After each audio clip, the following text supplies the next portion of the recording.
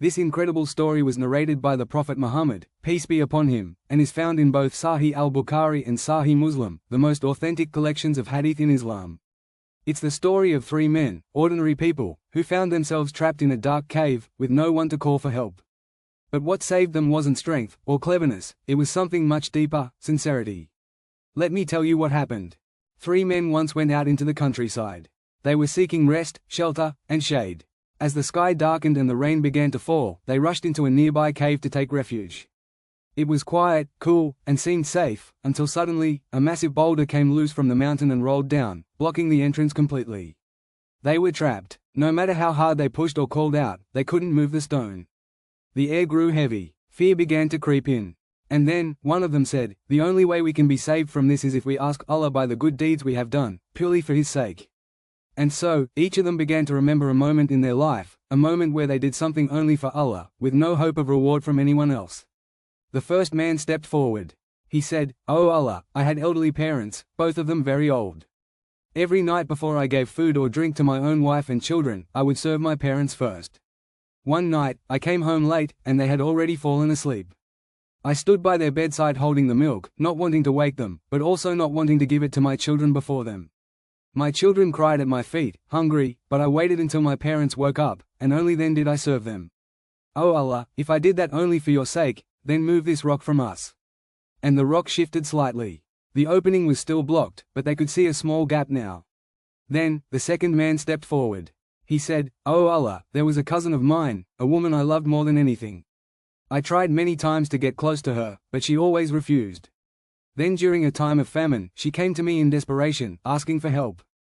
I offered her money, but only if she would submit to me. Out of desperation, she agreed. But as I approached her, she said, 'Fear Allah, and do not touch me unless it is lawful.' At that moment, I stepped back.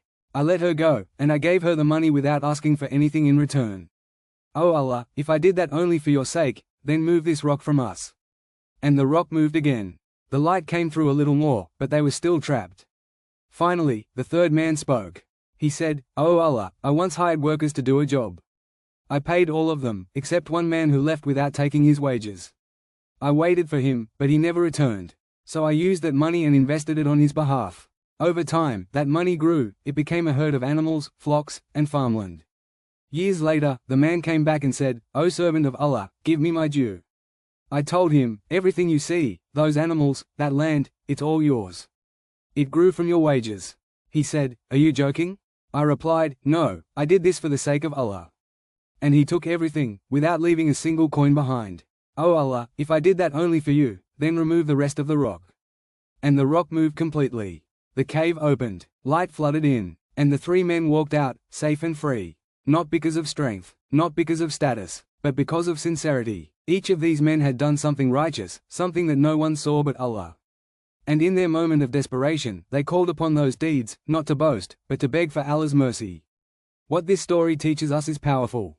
It teaches us that sincerity, true ikhlas, is one of the most beloved qualities to Allah. It's not about how much you do, or how grand your actions look to others.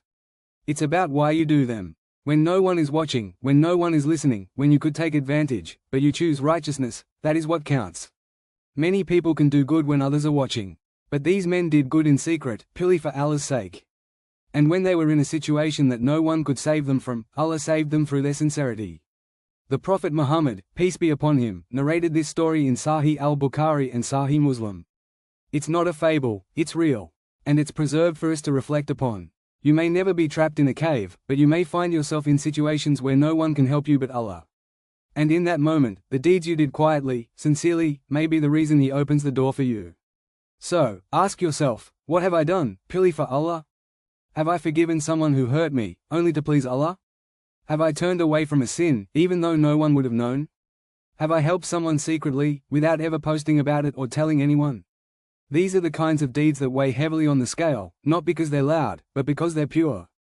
And perhaps, one day, they will be the reason Allah saves you. So hold on to sincerity. Do good, even when it's hard. Even when it goes unnoticed. Because Allah sees everything, and His reward is more than you could ever imagine.